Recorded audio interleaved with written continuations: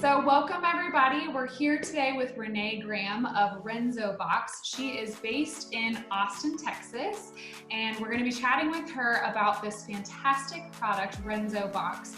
And while we're chatting, she's actually going to be doing her makeup and using it as we speak. So, Renee, thank you so much for joining us today.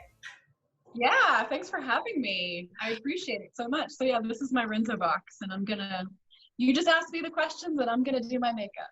Yes, yeah. Well, first and foremost, if people are not familiar with Renzo Box, tell us a little bit about the product. You've got it right there to kind of show us visually too. So walk us through how this works. Okay, so the Renzo Box is, this is the modern makeup bag. Basically, the concept came to me. I was tired of my makeup bag. I was always digging through it. It was always this disgusting mess. And I thought to myself, there's got to be a way to condense this and make it chic and minimal, and just have, the products that I want in it, and not have, a bunch of compacts and palettes with, only really like 2 colors that you're using in it. And so yeah, this is what I came up with. And essentially it's completely customizable, and it's also refillable. So this is mine, and the way it works is this part slides out. This is the customizable palette. You'll see it's obviously used because this is what I use every day. But these are like Lego pieces. So they pop in and out like this, and they're modular, just like Legos. So I could replace these 2 smalls with a medium one, or this large one over here I could replace with like 4 small ones. And the cool thing about it is we don't formulate the makeup that goes into these Lego pieces. We call them pods. What we do is we team up with different brands and provide their formulation in these. So, for example, in mine, this is a pressed powder foundation by Ulta. This is a contour by Anastasia Beverly Hills. These 2 are eyeshadows by Urban Decay. This is a cake eyeliner by Laura Mercier. This is a NYX eyeshadow, and a highlighter by Becca. So if you are familiar with makeup and you wear makeup, then you know normally those things would be in like 8 different compacts, and you'd have this like mess on your vanity in front of you when you're trying to put it all on. And there's like one of them that has the good mirror, and the others like don't have mirrors or whatever. Anyway, yes. And that fumbling around with stuff, right? Yeah, well, I don't have to do that because it's in my Renzo Box. Yeah. Yeah. Well, and I think we're similar in that, like, we kind of prefer that more like minimal, no makeup look. Well, we'll see when you get to the end if that's how you, do your makeup. But for me, Yeah, I always, if I buy a huge palette, I'll find the 2 that I like, and those are the only 2 that I end up using. So I would rather have just the one color from Urban Decay that I love versus like having this massive palette I have to haul around everywhere too. Yes, exactly. Yeah, so this, so that was the top layer. The second layer, this is like open storage for your non-palette based products. So like your lipstick, I've got lipstick, mascara, I've got lip gloss, 2 eyeliners. I have this Eyelash Curler, which I use all the time. I'll be using it today. So yeah, anyway. And then this is the magic trick, is this spine is actually a hidden storage spot too. So you set the cap over there, and then the brushes. I love that. So, and is it magnetic? Is the end of the brush holder, is it magnetic? Yeah, so this is magnetic, so the cap will stay there. So while you're using it, so I just kind of like have the brushes sitting here, and then you'll see the whole time I'll just be holding it like this. Yeah. And then I've got the cap there, and then it's all done. Yeah. So. Well, we'll let you get started. Yeah. So my first question for you, you are also an architect. You're a busy career woman. You've got an amazing beauty brand now that you're also, working on, and you're going a million different directions all the time. How do you feel like, coming at it from an angle of having your career as an architect and then starting this beauty brand? How did being a professional woman out in the career world impact how you approached Renzo Box?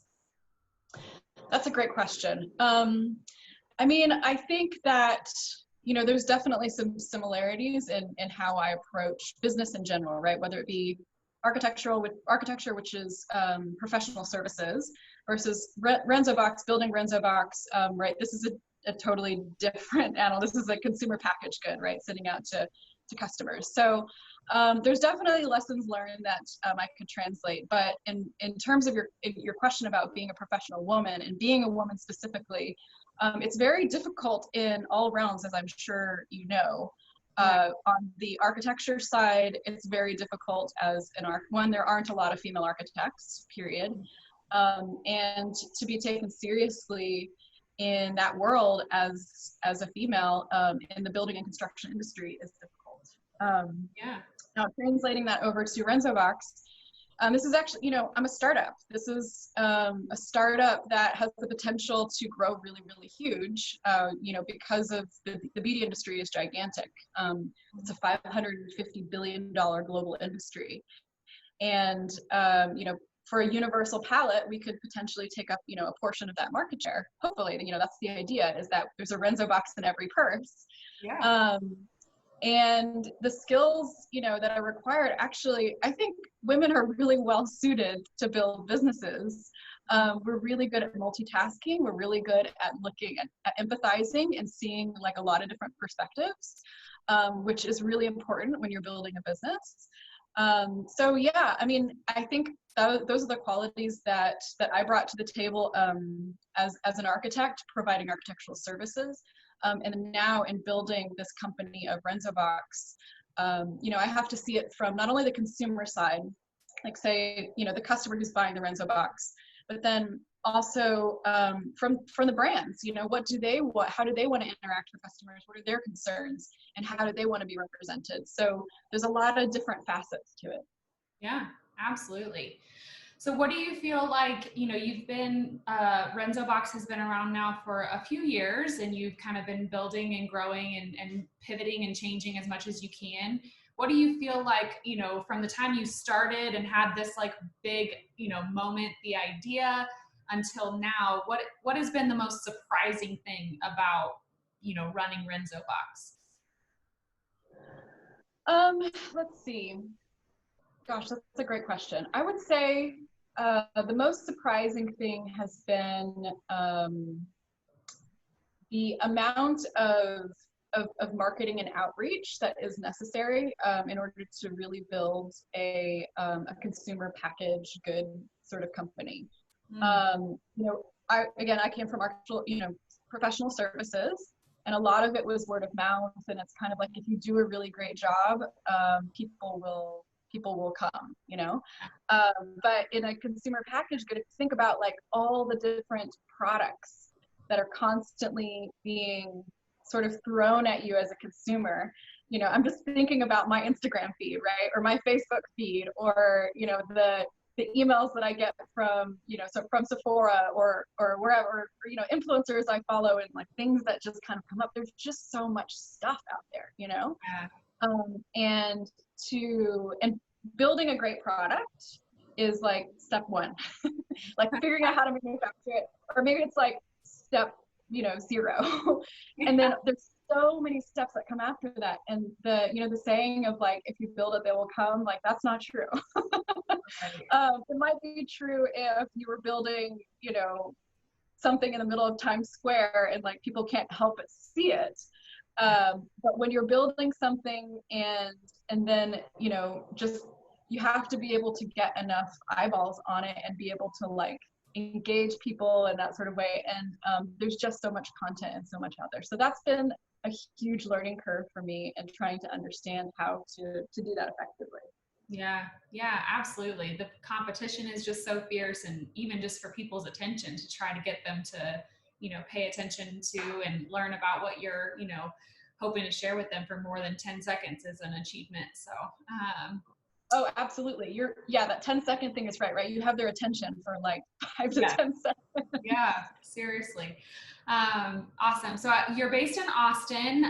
We love a Texas brand. To see women, you know, founding companies and originating them here in Texas. How do you feel like, you know, having a brand in Texas, in Austin, you know, have you seen advantages to that? Have you seen challenges? What is that like for you to be building a company, you know, right here in the Lone Star State? Yeah, I think that it has fantastic advantages. I think that, you know, traditionally, I think there's a lot of product companies that will originate out of New York or one of the coasts, right? But building a company in Texas, we have advantages that they don't have. For example, we have like really fantastic access to cheaper labor, to like more reasonable expenses. You know, if I have to, you know, have a warehouse, or if I need to, you know, hire employees that are working on packing boxes, you know, just trying to think about what that cost would be in New York City, just because the cost of living is so much higher there, right? And like space is so much more expensive. So, and then access to really amazing talent is, you know, we still have incredible talent here. So it's not like we're losing out on any of that. So yeah, I think like as long as you kind of like strategize, you know, like what are we good at here, and then where do I need to go to either coast or somewhere else, you know, for it's the brilliance of the internet and the way that we're all connected these days is like we have access to those things. So for example, New York, like getting in front of the right publications and PR and that sort of thing, like they're brilliant at it, you know. All of the major media publication, you know, if I want to get in Allure or Glamour or something like that, well, I don't need to be in New York. I just need to know how to source the right talent to get there. You don't need to build the company there specifically, right? Yeah. And I really love Texans.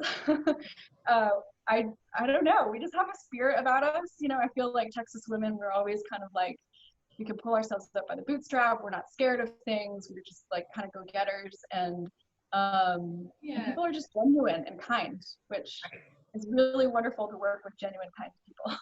Yeah, no, 100%.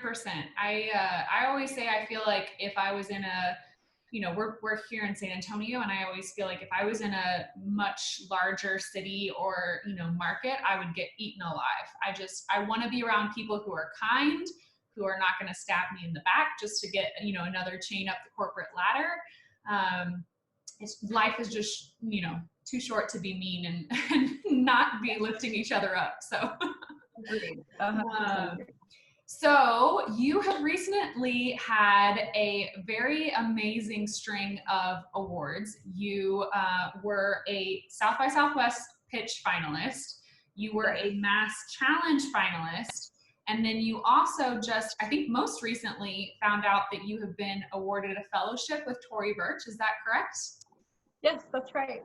That is amazing. I have seen the Tory Burch Fellowship, you know, before, where they have, you know, applications going live and whatnot, and I'm sure the competition was fierce. So what do you feel like that means for you and Renzo Box? Where does that take you over the next year? What is that going to be like for you guys?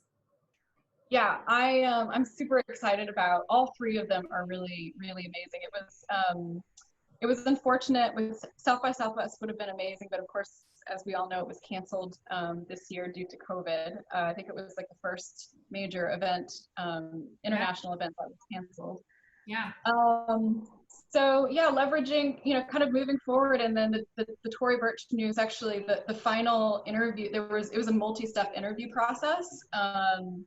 And I honestly, you know, I was just in kind of a weird headspace. I think we all were, because those final interviews happened during COVID. And when we were all, you know, quarantined at home and didn't know what the future was going to bring. But yeah, it turned out like, actually they surprised us the last, I thought it was the last round. They made it seem like it was the last round of interviews, but that was actually the reveal. And like, wow. We were all like, what is happening? Yeah, so it was really great. It was a wonderful surprise. I love that. And it's we've already had a couple of sessions and like get-togethers and are connecting, you know, digitally as a community. And it's just, I mean, I have to say, it's like, it's really, there's really, really amazing companies and really amazing women that are part of it. I'm extremely humbled and grateful to be around these women who are building really, really awesome things. So I can't wait to see, you know, what happens. They're, you know, giving us access to a lot of resources that we wouldn't have otherwise, you know, opening up a network that we wouldn't have access to otherwise. So it's going to be, it's really cool. Yeah, no, I think it's, for me, I think the best part with how, you know, the Tory Burch team strategizes with that is it's not just a feather in your cap. It's really like giving you tools and opportunities and expanding the reach of your brand so much further. So I can only imagine how far that'll take you guys. Awesome. Yeah, and to be honest, I thought, you know, when it was announced, I thought, I mean, of course, I'm super excited. But then after we got off the call the next day, I'm sort of thinking about it because it's a year-long fellowship. Yeah. And I was thinking, man, you know, are we kind of getting the short end of the stick this year because of COVID? Because normally it would be in person and they would be doing things in New York. But I actually think they're really hitting it out of the ball. They're working extra hard to make sure, like, even though we are all disconnected, that we can have resources and like that, trying to make the digital version of it and the virtual version of it as beneficial and maybe even more so. We'll see. Yeah, absolutely. So how far along are you on the process now? Are you, I see eyeshadows going on. Are you, have you done a full blown like makeup YouTube star tutorial yet, or? I have not. I've done some small versions here and there of my makeup routine. But I'd say I'm like, maybe 60% there. I don't do a whole bunch of makeup, but I've got like some eyeliner to do and some eyebrow stuff to do, and then my lashes, and then. I'm actually really curious. I saw on one of your other videos, I saw you mention that eyelash curler, and I cannot wait until you get to that point because I'm so curious how that eyelash curler works. Okay, we'll let you get there. I promise. How was it? It's the best. It is the best eyelash curler ever. I promise. Yeah. It's so cool. It almost looks like one of those little like wine to like unscrew the aluminum across a wine bottle or something. You're right. It does look like that, doesn't it? You're totally right. So how was it for you guys? You know, to me, I think the most daunting portion of your business concept would be reaching out to all of these brands to ask them to kind of, you know, take a chance on Renzo Box, or maybe, you know, you saw it completely differently, that that's, you know, their opportunity, but to reach out to brands like Laura Mercier, to reach out to, you know, these massive, massive beauty brands and ask them, can we include, you know, your products within our pods? Was that a huge undertaking? Was it, you know, an overwhelming yes, why not? How did that process look like? I mean, with the brands, you have to think about it from yes, there's always a risk, right? For me, it wasn't scary because we offer something, you know, in return. It's not like we just, hey, we need to leverage the name of your brand and it's about, you know, a collaboration and about like really putting the brand and their identity first. I look really funny right now because I have eyeliner on one eye and not on the other. But I think the thing to keep in mind, especially for brands, is like, if they're being honest, they already know this behavior exists, right? They sit in the stores on shelves next to other brands. They know all these other brands exist and that women are already mixing and matching. And so if you can really delight the customer, right? Like if you can really deliver on things that she really wants and like things that she'll use, and then you can be part of her daily routine, her like beloved products, why wouldn't you want to be a part of that, you know? Yeah. Like why wouldn't you want to be like in that collection that she's coveting and she carries with her all the time? Mm-hmm. So yeah. Yeah, I definitely could see it, you know, from a brand loyalty perspective. You know, if you want to retain the ones who would use your concealer for the next 30 years if they could, if they incorporate it into their Renzo box, that's just even more so increasing the likelihood that they'll stay true to it. So I think that's probably a great way to approach it for sure. Awesome. There's always a way, and it's the other thing too, I think that a lot of companies, and not just in the beauty industry, and a lot of industries that we're realizing is, it's that we have to innovate. Everything is innovating, just think about where we were 5 years ago or 10 years ago before Instagram was a thing, and how much, things have changed in our life, in our lifestyles. Think about, like, I'm aging myself, but before we all had iPhones and like pocket computers, essentially, that wasn't that long ago, actually. Yeah. And so to evolve the beauty routine with, the modern woman, and what does her day really look like, and what does she care about? And there's so many other things that have become modernized, and why not be part of something that's looking towards the future? Right. Yeah.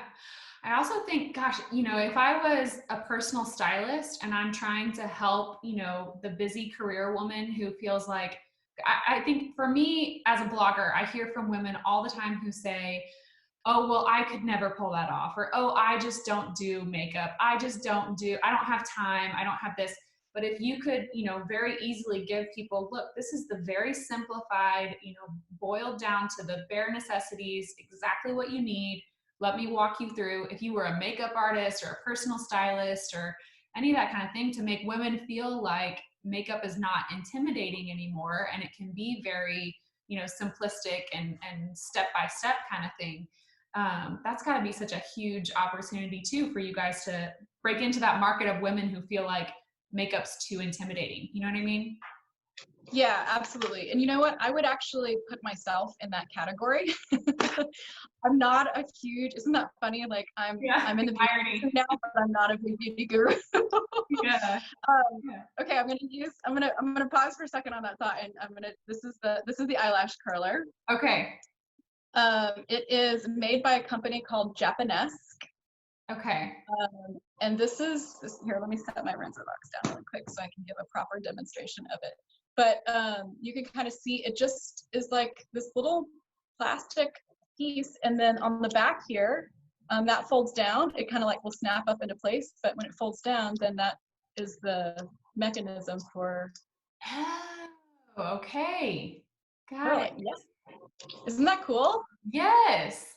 And then it just like flips and stows away. And then, this little like rubber part here, there's an extra one in the base right there when you buy it. Okay. And my understanding, I've not replaced it yet, but my understanding is like you can just write the company and they'll just always send you a free one of the little rubber replacement things. Okay. So I just love that it's flat. Like that's such, you don't have the clunky eyelash curler. It's just so compact. I know. I remember my like in my makeup bag, I had the traditional like metal one that's kind of like this claw thing, and it has and I would always end up when I would zip up my makeup bag, like I couldn't get the little prongs to like get like in there. It would always be overflowing, so like the two little prongs would be sticking out. I mean, it was a mess. I tried to keep it organized, but it was always like turning into this crazy jumbled mess. Yeah. Well, okay, it's a jumbled mess that led you to this brilliant idea. So it's there you go. Okay, so yeah, this is it, and I'm gonna use it. But yeah, you just use it like a normal eyelash curler. Okay. And you don't even make the weird, face open, or mouth open face whenever you're curling your eyelashes. So you're more talented than most. Maybe I do sometimes. I'm not really sure. I haven't really paid attention, but I guess I'm not right now. Yeah. So do you feel like for you, you have an amazing roster of brands that are already, collaborating with Renzo Box. Do you have any brands that are out there for you that are like on your wish list that you hope you can, start collaborating with soon? Oh, absolutely. There's no end to brands. And right now we're actually targeting indie brands.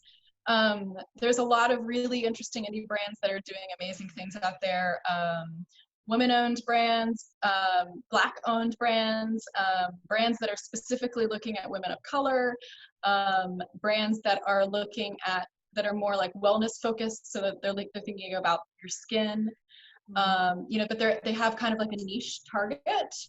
And those brands are really interesting to me because they're innovating all the time, and they're looking at, you know, very particular audiences and very particular concerns, and that will just kind of help us find even more customers who, you know, we can gear towards their particular needs. Like if you need something that's, you know, you have really sensitive skin, so you need something that's all natural. You know, I mean, the list goes on. I mean, we could probably sit here and come up with like a lot of different of different types of products and different brands. And I think that's what makes it great, is that you can have, you know, regardless of what it is that your needs are, you can mix and match it and still have it in here. So Right. that's what we're working on next. Yeah. So that's one thing that's kind of coming next around the corner for Renzo, or at least will be probably a constant evolution for you guys. What else is sort of like things that you're, you know, looking at on the horizon to continue to kind of evolve for Renzo Box? Yeah, so this is something that we have not released yet, but there is a digital side to Renzo Box. Essentially, what it is you can imagine it like a digital curation tool for your Renzo Box that goes with your Renzo Box. So imagine, for example, you can't do this on the site right now, but you're trying to fill out your Renzo Box. You want to order some replacements, or maybe just fill it for the first time. Well, what we're going to do, or what we're building, is basically like a visualized cart or palette. So there's like a digital Renzo Box essentially.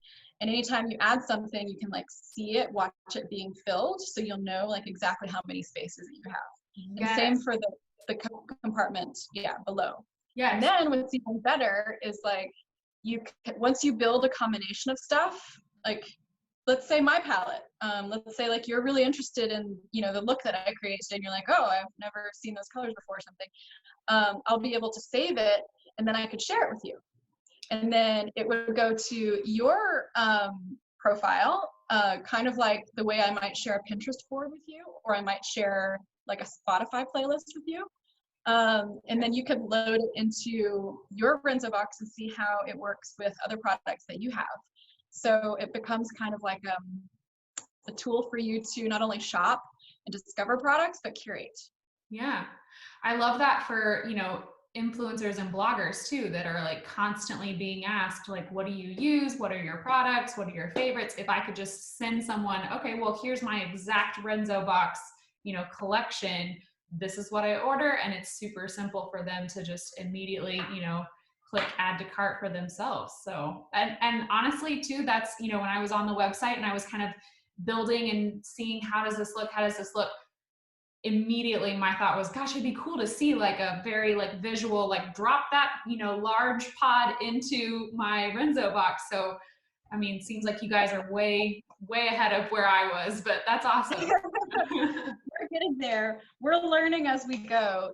I'll tell you, the first original process to order pods was to just fill out an order form. Like, tell us what you want and we'll go figure out, like, so if we don't have a relationship with the brand, you can still order whatever you want. Like, if in terms of pods, you just tell us what product you want. We'll go source it from the brand, and then it goes to our lab and then gets pressed into a pod and we send it to you. So no matter what, you can still get whatever you want.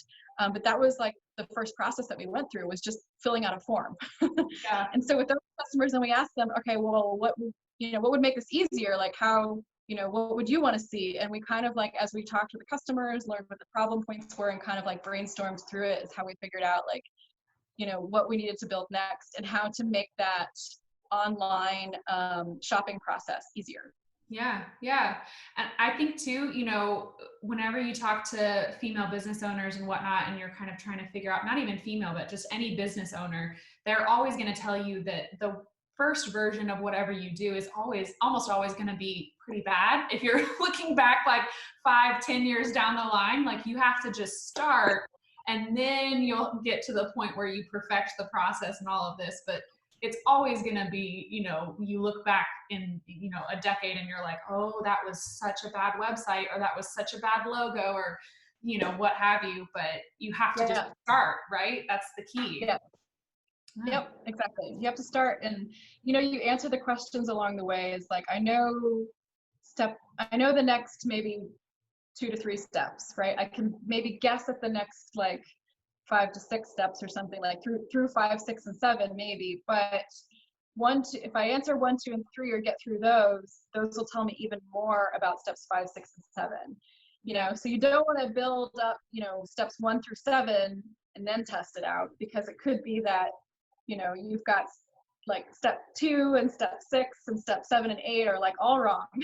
Yep. or there's better ways to do them, right? Yeah. So that's the thing about which is funny, because that's completely opposite of architecture. Of what right? You have to design the building through to what it's going to look like at the end, and then you start, you know. So that's actually a transition in a mindset that I had to figure out. But it was also because I was building something that I wasn't completely sure what the customer wanted exactly. You know, I knew kind of like the first few steps, but I didn't know all of it. So yeah. Well, you look beautiful. I think you're done, right? This is the full, okay.